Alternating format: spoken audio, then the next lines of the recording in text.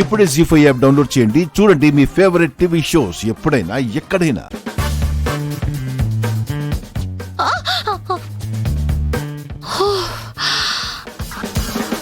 నిన్నత్తయ్య బూచి అన్నయ్యతో పాటు లోపల పడుకోమన్నారు కదా, నువ్వు బయటేం చేస్తున్నావు? మేడం గారికి కూడా అదే చెప్పినట్టున్నారు. చూశాక దాచడం ఎందుకు మేడం? నేను కాచి గురక పెడుతుంటే వచ్చేసాను. మరి నువ్వెందుకు వచ్చావు? మా సిస్టర్ గురకతోనే ఆపేసింది దాత్రి. కానీ మీ అన్నయ్య నన్ను పట్టుకుని ఐ లవ్ యూ కాచి అని ముద్దులు పెట్టుకుంటున్నాడు. Very very very bad behaviour Dhatri. Good behaviour Dhatri. ఆగిపోయావే, చెప్పు. నోటుకొచ్చిన అబద్ధాలన్నీ చెప్తున్నావు కదా, చెప్పు. అబద్ధాలేంటన్నయ్యా? జరిగింది ఇది కాదా? కాదు సిస్టర్, కాలు వేసి ముద్దులు పెట్టి ఐ లవ్ యూ చెప్పింది ఈ మహానుభావుడే.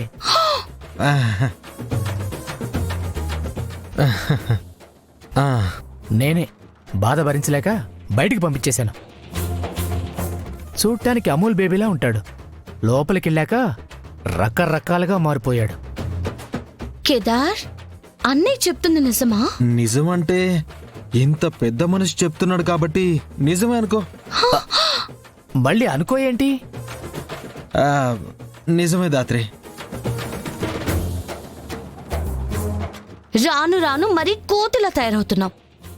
వెళ్ళి బుద్ధిగా అన్నయ్య దగ్గర పడుకో. ఏయ్, నేను వెళ్ళను. అయినా ఏంటి, అందరూ కలిసి వేర్వేరు గదుల్లో పడుకోమంటే ఓకే అని చెప్పావు. నాకు ఓకే నా కాదా అని అస్సలు అడగలేదు. వదిన చెప్పాక కూడా నీకు ఓకే కాదు అని వదిన ముందు చెప్పేవాడివా? అంటే చెప్పలేననుకో. మరి బుద్ధిగా వెళ్ళి పడుకో. ఒక పని చేద్దాం, నువ్వు నేను ఈ రూమ్ లో పడుకుందాం. బావ సిస్టర్తో పాటు పడుకుంటాడు. ఏం బావా? నాకోకే.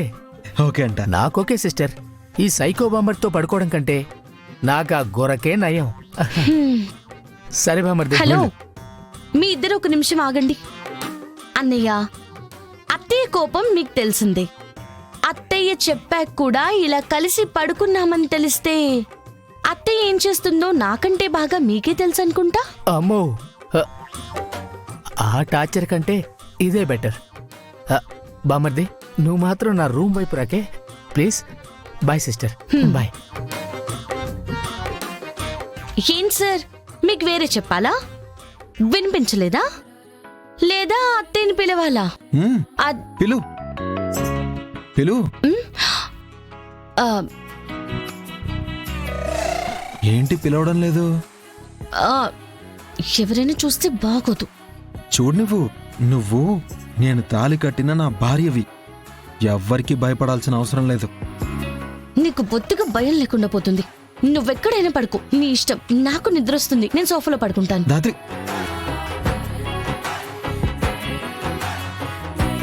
అవును నిష్క, ప్రాబ్లం ఏమీ ఉండదు.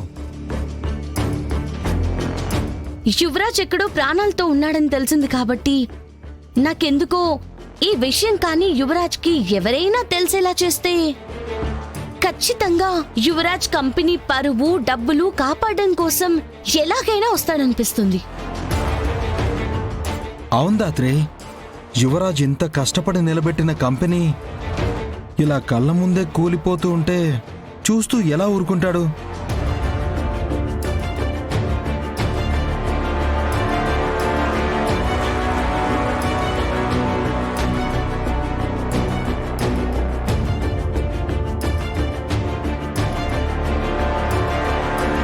యువరాజ్కి విషయం తెలియచేయాలంటే ముందు ఎక్కడున్నాడో తెలియాలి కదా జగదాత్రి. ఎక్కడున్నాడో తెలిస్తే మాకు ఈ తిప్పలన్నీ ఎందుకు? బాగా కవర్ చేసాం మావయ్య, దగ్గరలోనే దొరుకుతాడు. నేనేదో ఒకటి చేస్తాను. Okay ma'am.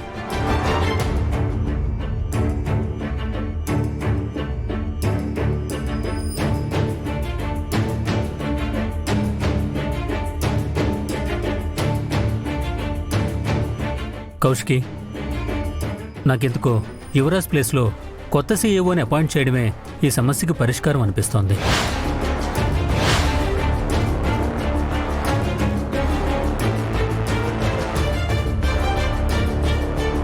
కంపెనీ బైలాస్ ప్రకారం మీ కొడుకు మాత్రమే కంపెనీ సీఈఓగా ఉండాలి కదా బాబాయ్.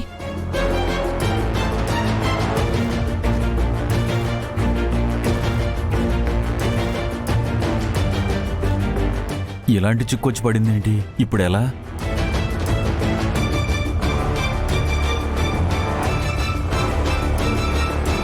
నా దగ్గర ఒక ఐడియా ఉంది బాబాయ్. ఏంటమ్మా అది? ఈ కంపెనీకి సీఈఓగా కేదార్ని చేస్తే కేదార్ని చేస్తే కేదార్ని చేస్తే కేదార్ని చేస్తే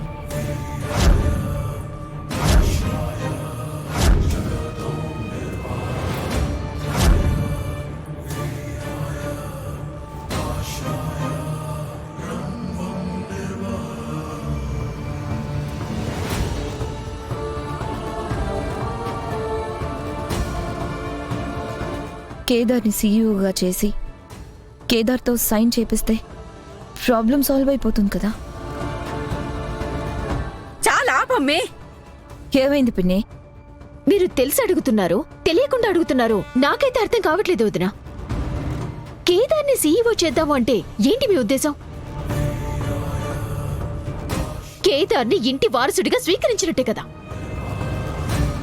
అది కాదు నిషి, నేను చెప్పేది ఒకసారి వినండి. ఏంటి కౌశికి నువ్వు చెప్పేది మేం వినేది? అసలు నువ్వేం మాట్లాడుతున్నావో నీకైనా అర్థమవుతుందా? అసలు వీడికి ఈ ఇంటికి ఏం సంబంధం? నువ్వు వాణ్ణి సీఈఓ చేస్తానంటున్నావు? చూడండి వదినా, మీకు కేదార్కి ఆస్తి రాసివ్వాలి, ఐశ్వర్యవంతుణ్ణి చెయ్యాలనుంటే మీ ఆస్తి రాసిచ్చుకోండి, మీ డబ్బులిచ్చుకోండి. అంతేకాని ఇంటి వారసుని చేస్తాను అంటే మేమేమి చూస్తూ ఊరుకోము.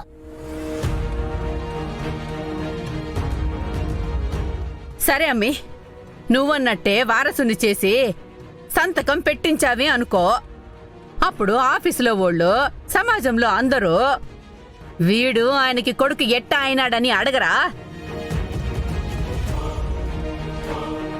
అప్పుడు ఏం సమాధానం చెప్తావు? చూడండి పిన్ని, కంపెనీ పరువుని డబ్బుల్ని కాపాడడానికి నాకింతకంటే మంచి ఆలోచన రాలేదు.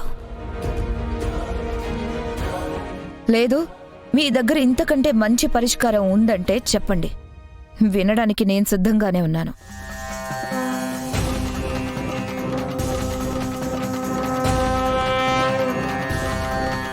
మీరు పరిష్కారం చెప్పక నేను చెప్పింది ఒప్పుకోము అంటే ఆ 50 కోట్ల నష్టం మీరే భరించుకోవాల్సి వస్తుంది.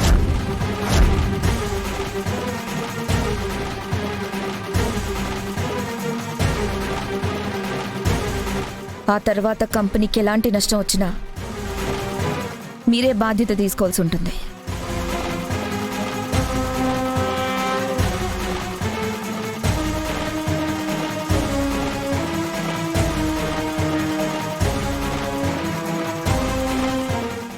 జీ5 యాప్ డౌన్లోడ్ చేసి అన్ని ఎపిసోడ్స్ పూర్తి ఉచితంగా చూడండి.